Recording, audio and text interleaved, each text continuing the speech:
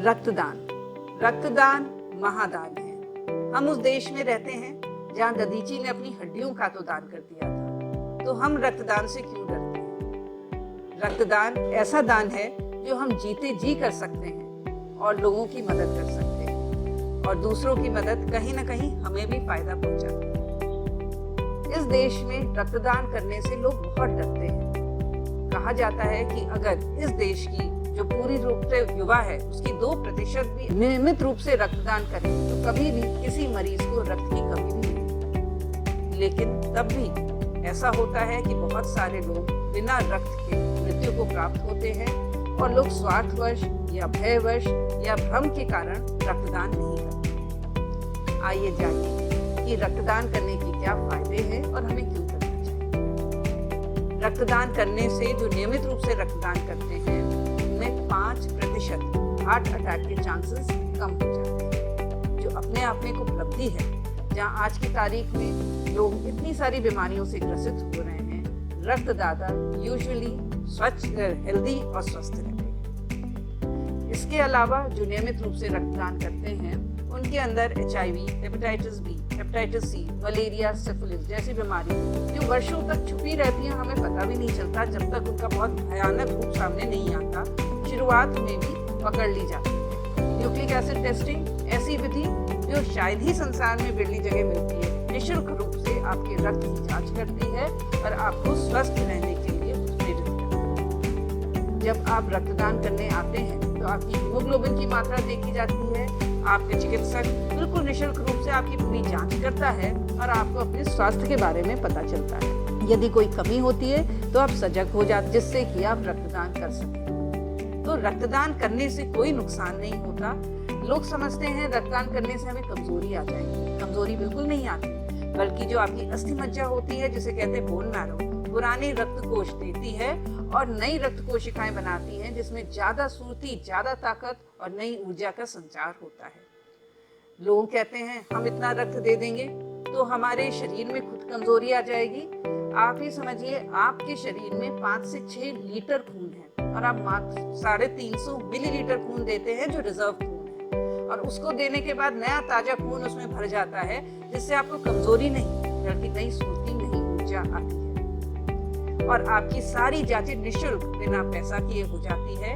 आप सदैव अपने स्वास्थ्य के प्रति जागरूक रहते हैं। और आज एक जमाना है कि जब आप एक रक्तदान करते हैं तो एक नहीं 3 लोगों की जान बचाते हैं, क्योंकि रक्त अवयव का जमाना है। कहाँ blood components, PRBC, plasma, platelet, dengue के समय कितनी जरूरत होती है और हर आपका कंपोनेंट किसी को जीवन देता है, तो उसका पुण्य स्वतः आपको मिलता है।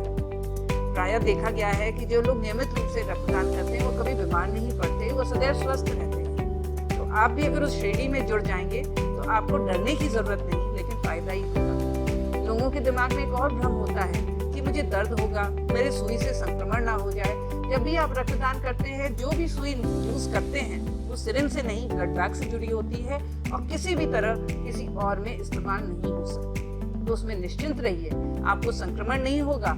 यद्यपि आपके शरीर के अंदर कुछ संक्रमण है तो वो बहुत जल्दी पकड़ लिया जाएगा और आप अपना इलाज ठीक से करवा पाएंगे। और इसकी इंफॉर्मेशन बिल्कुल कॉन्फिडेंशियली दी जाती है, केवल आप ही को दी जाएगी, किसी और बाहर वाले को नहीं दी जाएगी। अब सवाल उठता है कि कौन रक्तदान कर सकता है। कहते हैं कि रक्तदान करने के लिए प्रेरित होना जरूरी है, इच्छा करना जरूरी है। उसके बाद जब आप रक्तकोष में जाएंगे तो वहाँ की सारी जांचें होंगी। आपका देखा जाएगा, आपकी उम्र 18 से 65 वर्ष के बीच में होनी चाहिए, वजन 50 किलो से ज्यादा होना चाहिए, हीमोग्लोबिन 12.5 ग्राम% से ऊपर होनी चाहिए, जिसकी जांच सतह रक्तकोष में होगी। और उसके अलावा आप जैसे कोई गंभीर बीमारी से ग्रसित नहीं होने चाहिए, जैसे कैंसर है या डायबिटीज है या एपिलेप्सी है या अस्थमा है।